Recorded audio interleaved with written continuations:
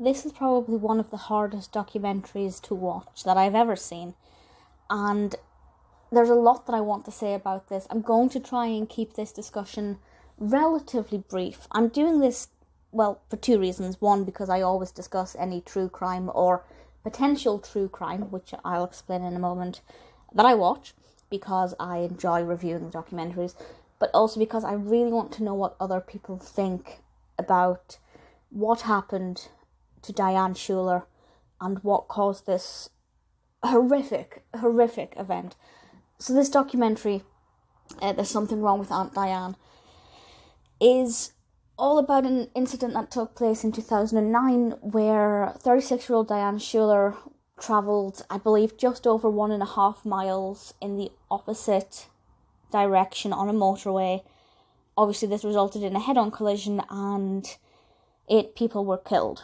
5 that were in her car, her included, and then I believe 3 people in another car. And this documentary does slightly touch upon the other victims. It does look at them a tiny bit, but let's say the documentary is an hour and a half. I'd say it spends no more than 10 minutes. It's not really looking at the victims, the children who were killed. Again, it kind of looks at them a little bit, but this is not a documentary that's an homage to those who were affected by this. The point of this documentary is to try and find out what really happened. And on the face of it, what happened seems quite obvious. So in order for me to kind of discuss what I think about this documentary and whether or not I think it was balanced or if it revealed anything, I'm going to have to go into detail about the case and, whether I agree with certain things. So if you don't want to know anything about this horrific event, before you've watched the documentary, please go and watch it. I do thoroughly recommend it, but don't expect it to be inclusive, by which I mean this will not tell you everything, this will not give you everybody's opinions. It's kind of one-sided. Certainly I'd say it's kind of 85-90% weighted, but definitely go and watch it if you're interested in it.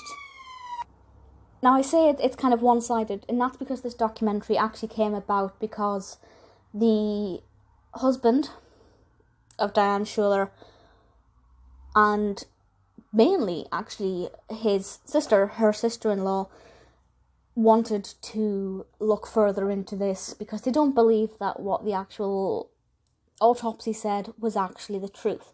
And if you're familiar with this case, I'm sure you're well aware that the toxicology report came back saying that Diane had, I believe, 0.19 blood alcohol level, which is apparently a lot. I'm not a drinker, but apparently it was the equivalent of about 10 drinks, and she also had a lot of marijuana in her system.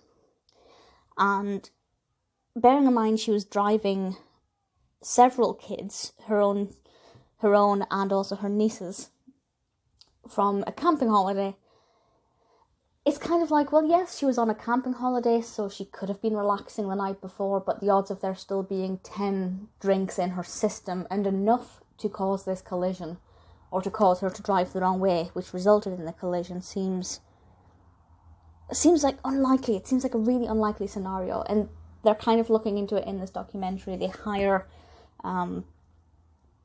a separate party to re-examine the case and test her blood levels again after the fact and double check the DNA with the original findings.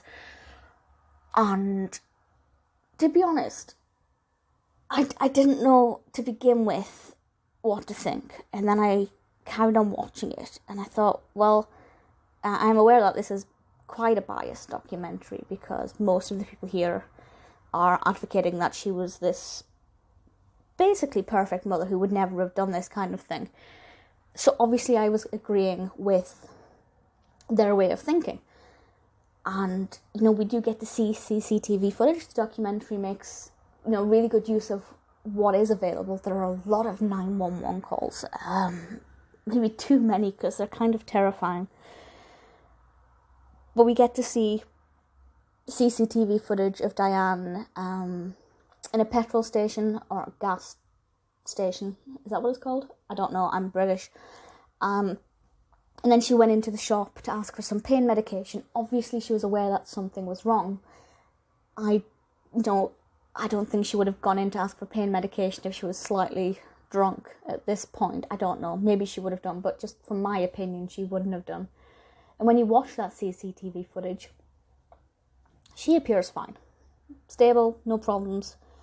Is it possible, and I'm asking this as a genuine question, because as I said, I don't drink, can you go from having, perfect balance, being absolutely fine, to being blackout drunk behind the wheel of a car in what is the space of minutes, really? Is that physically possible? Because, a few people saw her when she went into McDonald's and went into the shop, and nobody said she smelled of alcohol.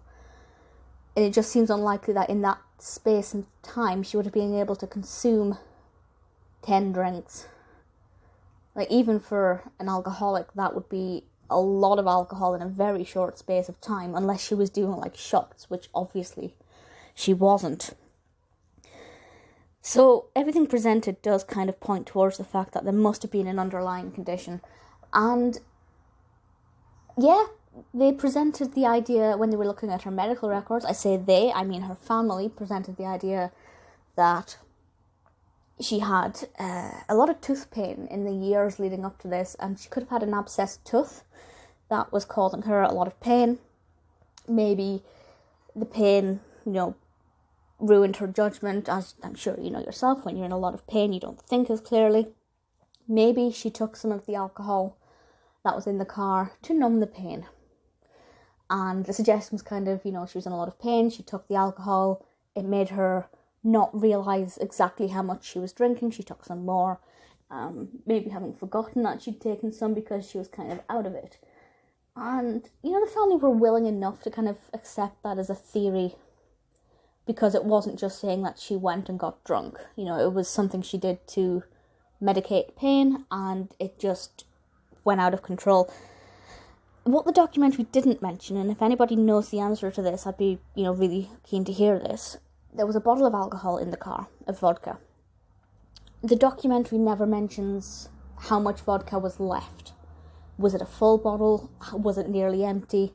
Because if it was an almost full bottle, then their argument that she'd been drinking this while driving or whatever is nonsense. But as I said, I don't have that information. If anybody knows, I'd be very interested to find that out. But I do think the documentary kind of glossed over some facts. And on the one hand, maybe they glossed over that because it was basically empty and they didn't want to focus too much on that, but I do think they spent too much time on this theory that she had an abscessed tooth. There was no real medical input there to say that actually, that could have caused, all of this to happen if it led to one thing and then that led to another. And I don't think an abscessed tooth is ever going to stand up in a court of law had she survived. So I think while it was interesting that they touched upon it, and definitely food for thought, I think the documentary spent a bit too much on that. The husband, Daniel Schuler, was initially painted in a fairly reasonable light as a grieving husband, now a single father to a young boy. There was one surviving victim, Bryan, who I believe was 5 at the time, and he survived, and that's absolutely incredible and so amazing. He's going to have a lot of psychological problems to deal with, which it sounded like that's all in control. He was getting help, seeing therapists. That's everything seems to be going fine there. Bearing in mind this documentary was 10 years ago, and then towards the end of the documentary, Jay Schuler, the sister-in-law, Danny's sister, kind of started to say that he was kind of saying he wished he never even had kids. He didn't want to have kids. He doesn't want to be a single father. And I don't know, just for little Bryan to then look back on this 10 years later, that's gonna hurt. That's really going to hurt. And he kind of stopped being painted in such an innocent light. And that was a surprise. I wasn't expecting that, but I appreciate the honesty. I really appreciate the honesty. There was one thing in this which basically blew the entire documentary out of the water, and I didn't pick up on this, I have to say. Once this was over, I was really frustrated. I wanted answers. I wanted to see if anything new had come to light. However many years it's been, 10 years after this documentary, nothing. I can confirm that, as far as I can see, it's exactly the same situation. There's no difference and no change. But there is one point in this documentary that somebody on Reddit pointed out. And so the entire point of the documentary is basically Diane's family saying, no, she wasn't an alcoholic, she rarely smoked, etc., etc. And then Jay, the sister-in-law, actually is alone in a room at one point with a cameraman, and she lights up a cigarette and she says something along the lines of, my family don't know I smoke. And in that moment, she's basically saying, actually, it is possible to have an addiction, to be an alcoholic, to be a smoker, without your family knowing. And she basically blows the entire argument that Diane would never have done this out of the water. I'm not saying that means that what Diane did was intentional, or that she was fully aware of what she was doing. But the point is, it basically kind of ruined the entire documentary for their purposes. As a viewer, continued to be exceptionally interesting and food for thought. The last thing I want to mention before I just kind of go on to Reddit a little bit, at the very end, there are crash scene photos. And these are not just crash scene photos. These are they are horrific close-up scene of crime photos of Diane Schuler, of her body laid out on the grass, of her face post-mortem, close-up, one eye shut, the other eye half open, her face kind of looking a bit puffy, probably blood retention or something. And I've never seen any documentary do that. I've seen a lot of documentaries use scene of crime footage or, showing dead bodies from a certain angle, but this is high definition close-up pictures of a dead woman and her face. Never, ever do they show the face in documentaries. And I don't know how they've managed to do that, how they got away with that, how they were allowed to do that. And I just couldn't believe it. And the pictures are actually online if you want to see them. I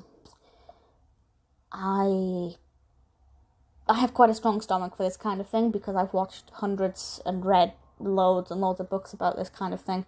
So for me, I'm kind of desensitized, but it's worth putting out that when you get towards the end, it's just brace yourself, because even I wasn't expecting that. They don't show any of the children post-mortem, absolutely not. That would be a bit too far.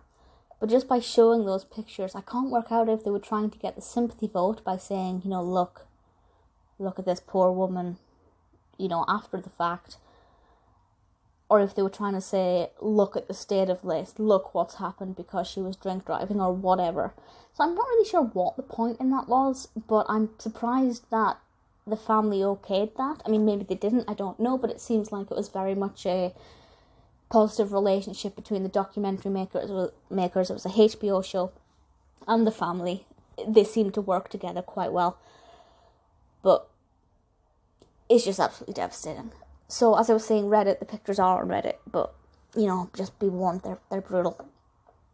But you can also see the CCTV footage on Reddit. After I finished watching this, I went onto Reddit, and as I was saying, I largely believed she was innocent, and it couldn't have been what happened, and, it must have been something medical. And then I went onto Reddit and started reading everybody's opinions, and there are some pretty insightful thoughts So, I don't know. I'm completely undecided. And, at the end of the day, my opinion doesn't mean anything. It doesn't change anything. But it is frustrating that there's no... it is a solved case in the sense that they got the toxicology report. They could say, well, this happened because of the alcohol. But where did the alcohol come from? Where did the marijuana come from? Nobody mentioned seeing any in the car. She could have had it in brownies or something. But because nobody who saw her said that she was appearing drunk or smelling of alcohol, it just seems so unlikely. We'll never find out what happened, but I hope the family are able to make peace. The family of the victims said that they'd forgiven Diane, but that they hadn't forgiven her family, who were still pushing for an alternative verdict. I thought that was a bit harsh, because if the tables were turned and they genuinely believed that their loved one would never do this, of course they're going to want to find out the truth, because the entire internet is slandering her good name. In theory, obviously, if she was guilty of drink driving intentionally, then that's a different story. Give it a watch. I watched it on Now TV, an hour and a half, absolutely incredible. Couldn't take my eyes off of it, and it is frustrating. It's very emotional. Be prepared to feel every emotion going, but it's worth watching. I'd love to know your thoughts on this. Maybe one day there'll be more information, but I doubt it. It's incredible, but emotional. Absolutely worth it.